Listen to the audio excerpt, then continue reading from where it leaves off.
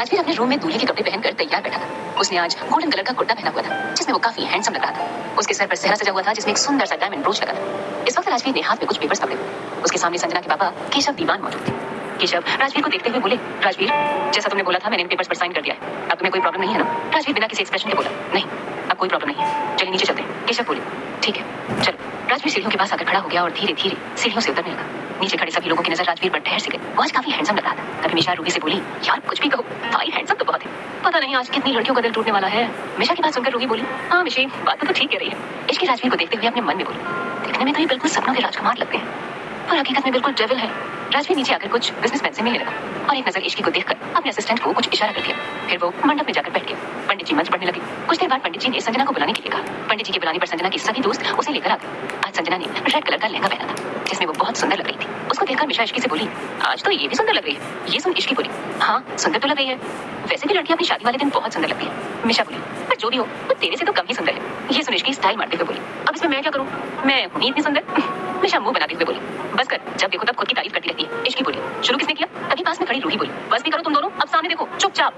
संजना मंडप में आकर बैठ गई और शादी की क्रियाविधि शुरू हो गई। तभी अचानक से लाइट बंद हो गई। बैठ के जाते ही सभी लोग पैनिक हो गए। तभी मिशा बोली, यार ये लाइट कैसे चली गई? अर्णव बोले, रामू जाकर लाइट चेक करो यार। लोगों में हलचल मच गई थी कि तभी एक प्रोजेक्टर चालू हो गया जिससे सबका ध्यान उस ओर चला गया। उसमें केशव के सारे काले कारनामे सबूत के साथ फ्लैश होने लगे थे। ये देखकर सभी मीडिया वाले उसकी फोटो लेने लगे। वहीं बाकी लोग हैरान थे कि आखिर ये क्या हो रहा था। तभी केशव चिल्लाते हुए बोला, ये सब क्या बकवास है, बंद करो ये सब। वो जल्दी से प्रोजेक्टर के पास जाकर प्रोजेक्टर बंद करने की कोशिश करने लगा कि तभी लाइट ऑन हो गई। राजवीर मंडप से चलकर उनके पास आया और बोला, तो कैसा लगा मेरा सरप्राइज?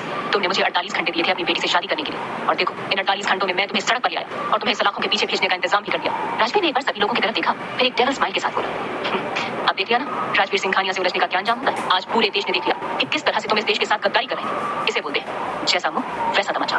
ये कहते ही राजवीर ने अपना सेहरा उतारा और गुस्से से आगे बोला, ये शादी तुम्हें सबके सामने एक्सपोज करने का सिर्फ एक बहाना था ताकि सभी लोग जान लें कि राजवीर से टकराने का अंजाम क्या हो सकता है। राजवीर के इतना कहते ही घर के अंदर पुलिस टीम आ गई और केशव को अरेस्ट करके अपने साथ ले गई। जल्दी ही सबको समझ आ गया था कि राजवीर ने केशव दीवान को पकड़वाने के लिए ही शादी का जाल बिछाया था। ये सब देखकर इश्की मिशा से बोली, यार मिशा ऐसा लग रहा है जैसे हम किसी मूवी का सीन देख रहे हैं। उसके बाद सुन मिशा बोली, हाँ यार तू सही कह रही है, भाई कब क्या करते हैं कोई नहीं समझ सकता। कुछ देर बाद सभी मेहमान वहां से चले गए। वहीं मीडिया वालों ने राजवीर से कुछ सवाल किए और फिर वो लोग भी वहां से चले गए सिवाय पंडित जी के, क्योंकि उन्हें वहां रुकने के लिए बोला गया था। सबके जाने के बाद हॉल में बस घर वाले इश्की और संजना रह गए थे। जब संजना ने देखा कि अभी भी पंडित जी रुके हुए थे तो उसे उम्मीद मिली थी कि अभी भी शायद राजवीर उससे शादी कर लेगा।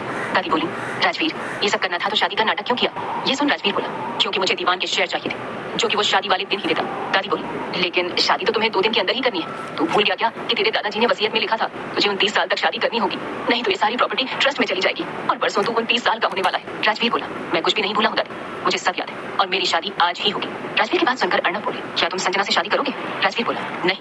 राजवीर का जवाब सुनकर सारे घर वाले सोच में पड़ गए कि आखिर राजवीर किससे शादी की बात कर रहा था। सभी सोच रहे थे कि तभी संजना की आवाज आई, तुम ये क्या कह रहे हो राजवीर, तुम तो मुझसे प्यार करते हो ना? संजना की बात सुन राजवीर गुस्से से बोला, ये बात तुमसे कह किसने दी? संजना बोली, तुमने खुद मुझसे शादी की बात की थी। राजवीर बोला, तुम्हारे बाप के काले कारनामे को सामने लाने के लिए मुझे ये सब करना पड़ा। संजना रोते हुए बोली, लेकिन इसमें मेरी क्या गलती है? तुम मेरे साथ ऐसा कैसे कर सकते हो? राजवीर गुस्से से बोला, तुम्हारी क्या गलती है? तुम्हें क्या लगा तुम मेरे साथ गेम खेलोगे और मुझे पता भी नहीं चलेगा? तुम ये सिर्फ इसलिए कर पाई क्योंकि मैंने ऐसा करने दिया। अगर तुम मेरे गुस्से से खुद को बचाना चाहती हो तो अभी के अभी यहाँ से निकल जाओ। राजवीर को इतने गुस्से में देखकर संजना वहां से चली गई। अर्णव ने फिर पूछा, तुम्हें अगर उससे शादी नहीं करनी तो किसे करनी है? अर्णव की बात सुनकर राजवीर इश्की की तरफ देखने लगा और उसकी तरफ पड़ गई। ये देखकर इश्की मिशा के कान में बोली, ये डेविल हमारी तरफ क्यों आ रहे हैं? मिशा बोली, मुझे क्या पता, मैंने तो आज कुछ भी नहीं किया। इश्की और मिशा बात कर रहे थे कि तभी राजवीर उनके पास आ गया और इश्की का हाथ पकड़कर मंडप की तरफ ले जाने लगा। घर के सभी लोग ये देखकर शॉक हो गए। वहीं इश्की को कुछ भी समझ में नहीं आया। उसने कुछ बोलने के लिए राजवीर की तरफ देखा लेकिन उसके गुस्से को देख कुछ नहीं कहा। तभी दादी हिम्मत करके बोली, राजवीर बेटा ये क्या कर रहे हो? राजवीर ने एक वर्ड में जवाब दिया, शादी। राजवीर के इस जवाब को सुनकर सभी घर वाले चुप हो गए क्योंकि राजवीर के वर्ड के पीछे छिपे गुस्से और इरिटेशन को सब समझ गए। ये सब देख मिशा अपने मन में बोली, मेरी प्यारी दोस्त आज बलि चढ़ने वाली है, मुझे कुछ करना चाहिए। मिशा आगे बढ़कर राजवीर को रोकने के लिए कहती, उससे पहले दादी ने उसका हाथ पकड़कर ना में सिर हिला दिया। मिशा चुपचाप खड़ी हो गई। वहीं राजवीर इश्की को लेकर मंडप में बैठ गई और पंडित जी को मंत्र पढ़ने को कहा। इश्की अपने मन में बोली, ये क्या हो रहा है मेरे साथ? मेरी शादी, वो भी इस डेविल से? नहीं नहीं, मैं जरूर कोई सपना देख रही हूँ। इश्की ये सब सोचकर उम्मीद भरी नजरों से सबकी तरफ देखने लगी जैसे कह रही हो कि बचा लो। मिशा भी उसकी शक्ल देखकर बेचारी सी शक्ल बना लेती है। ये देख इश्की समझ गई कि अब कोई भी इस शादी को नहीं रोक सकता। फिर इश्की हिम्मत करके राजवीर से बोली, ये आप क्या कर रहे हैं मिस्टर सिंघानिया? मुझे आपसे शादी नहीं करनी। इश्की की बात सुनकर राजवीर उसे गुस्से से देखने लगा। ये देख इश्की डर कर चुप हो गई और गर्दन नीचे कर ली। तभी पंडित जी ने फेरों के लिए कहा। राजवीर खड़ा हो गया लेकिन इश्की बैठी रही। ये देख राजवीर ने उसे खड़ा किया और फेरे लेने लगा। इश्की भी धीरे धीरे कदम बढ़ाती हुई उसके साथ फेरे लेने लगी। 7 फेरे खत्म होने के बाद दोनों फिर से बैठ गए। पंडित जी ने राजवीर को मंगलसूत्र पहनाने को बोला। पंडित जी के कहते ही कोमल ने आकर राजवीर को मंगलसूत्र दे दिया। राजवीर ने वो मंगलसूत्र लेकर इश्की को पहना दिया और उसकी मांग भर दी। पंडित जी बोले, शादी की रस्में पूरी हुई। आप दोनों आज से पति पत्नी हैं। अब आप लोग बड़ों का आशीर्वाद ले लीजिए। ये सुनकर इश्की अपने होश में आई और सोचने लगी, ये मेरे साथ क्या हो गया? मेरी इतनी जल्दी शादी हो गई और वो भी इस डेविल से। मैं कैसे रहूंगी इसके साथ? इश्की ये सब सोच रही थी कि तभी राजवीर उसे लेकर दादी के पास चला गया और उनसे आशीर्वाद दिया। राजवीर और किसी के पास नहीं गया। ये देख अर्णव और कोमल को बुरा लगा, पर सभी को इसकी आदत हो गई थी। कुछ देर की खामोशी के बाद अर्णव राजवीर से बोले, तुमने इश्की से शादी कर ली वो तो ठीक है, लेकिन जिस वजह से की है उसके लिए ये शादी वैलिड नहीं है। इश्की की उम्र अभी 19 साल है और लड़कियों की शादी की लीगल एज अब 21 हो गई है। कोर्ट इस शादी को एक्सेप्ट नहीं करेगा और तुम्हारी मैरिज भी रजिस्टर नहीं होगी।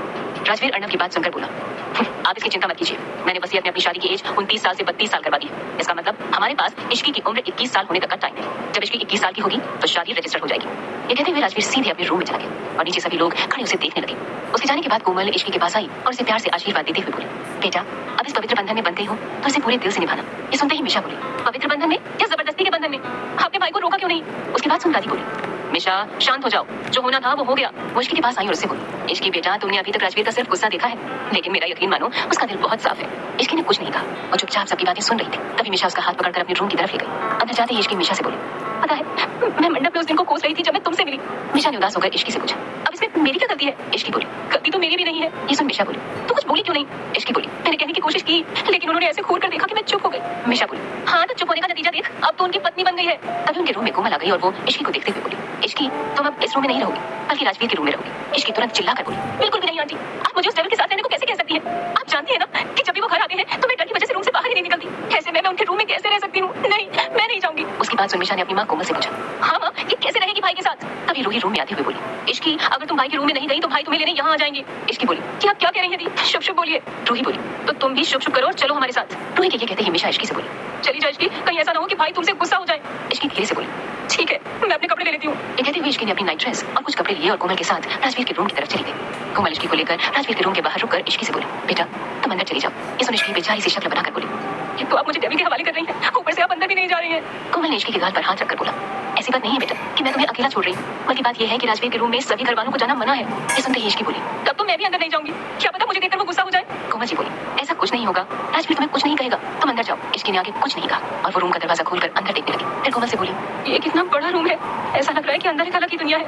इश्की की बात सुनकर कोमल जी मुस्कुरा दी, फिर उसे अंदर जाने को कहा। इस बार इश्की हिम्मत करके अंदर चली गई। क्या होगा इनका आने वाला कल? क्या इश्की और राजवीर निभा पाएंगे इस रिश्ते को? कैसे निकलेगा राजवीर आने वाली परेशानियों से? कैसी होगी इनकी फर्स्ट नाइट?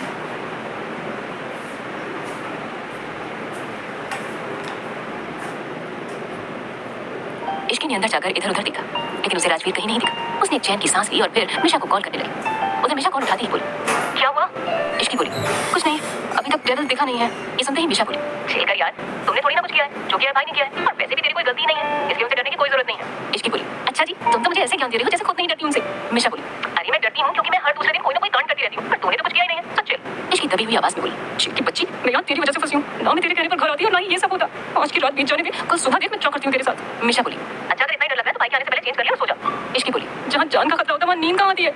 मिशा चिढ़ते हुए बोली, अरे पागल लड़की, नाटक तो कर सकती है ना सोने का, चादर तन कर सो जा और मुझे भी सोने दे, आज के लिए इतना ड्रामा काफी था। मिशा कॉल डिस्कनेक्ट कर दी। मिशा के फोन काटते ही इश्की चिढ़ते हुए खुद से बोली, मिशा की बच्ची तेरी हिम्मत कैसे हुई मेरा फोन काटने की? सुबह होने दे फिर बताती हूँ तुझे। ये कहते हुए इश्की चेंज करने चली गई। स्टडी रूम में राजवीर अपने स्टडी रूम में कुछ काम कर रहा था। तभी उसके पास समर का कॉल आया। राजवीर ने कॉल पिक करते ही समर बोला, सर संजना अपने बॉयफ्रेंड के पास गई है, मुझे लगता है वो उस रात के लिए आपको ब्लैकमेल कर सकती है। राजवीर डेविल स्माइल के साथ बोला, करने दो, उसके बाद जो होगा वो संजना बर्दाश्त नहीं कर पाएगी। उसने राजवीर सिंघानिया को कम आंकने की गलती कर दी है। समर ने पूछा, तो सर अब आगे क्या करना है? राजवीर बोला, सबसे पहले केशव दीवान के बारे में जितने भी प्रूफ्स हैं सभी को क्राइम डिपार्टमेंट को दे दो एंड मेक श्योर कि सजा लंबी हो। ये सुनने के बाद समर ने फिर से पूछा, सर इस संजना का क्या करना है? राजवीर बोला, उसे जो करना है करने दो, उसके बाद तुम्हारे पास जो फोटोज हैं उन्हें लीक कर देना, उसे भी तो पता चलना चाहिए कि वो उस रात असल में थी किसके साथ। समर बोला, ठीक है सर। उसके बाद राजवीर ने फोन कट कर दिया और काम पूरा कर अपने रूम में चला आया। राजवीर जैसे ही रूम में गया उसकी नजर बेड पर पड़ी जहाँ इश्की सिर से लेकर पैर तक खुद को कवर करके सो रही। उसे देख राजवीर स्माइल करते हुए कपड़े निकालकर चेंज करने चला गया। उसकी आती ही इश्की कसकर अपनी आंखें बंद कर खुद से बोली, ओह गॉड, पता नहीं क्यों आज रात नींद भी नहीं आ रही है, मैं डेविल से पहले सो जाना चाहती थी। इश्की ये सब सोच रही थी कि तभी राजवीर चेंज करके आ गया। उसने इश्की के बगल में लेटकर उसी की कंबल को अपने ऊपर डाली। उसके ऐसा करते ही इश्की के दिल की धड़कन तेज चलने लगी। उसकी हरकतों से राजवीर जान गया कि इश्की सिर्फ सोने का नाटक कर रही थी। राजवीर इश्की की तरफ पलट गया और मुंह से कंबल को हटा दिया। उसने देखा कि इश्की ने अपनी आंखें बंद कर रखी थी और अभी सोने का नाटक कर रही थी। इश्की आंखें बंद किए हुए ही बोली, ओह गॉड, ये क्या हो रहा है? मुझे इनके रूम में आना ही नहीं चाहिए था। मिशा कहाँ हो यार, प्लीज मुझे बचा लो। राजवीर कुछ देर तक इश्की के चेहरे को देखने लगा, फिर उसके कान के पास जाकर बोला, I know you are pretending to sleep. ये सुनकर इश्की खुद से बोली, यार इश्की तुझे तो सोने की एक्टिंग करनी भी नहीं आती। अरे जब कॉलेज में सब कह रहे थे कि ड्रामा क्लब ज्वाइन कर ले, तब क्यों नहीं किया? कुछ सीख जाती तो आज इस लेवल से बच तो जाती।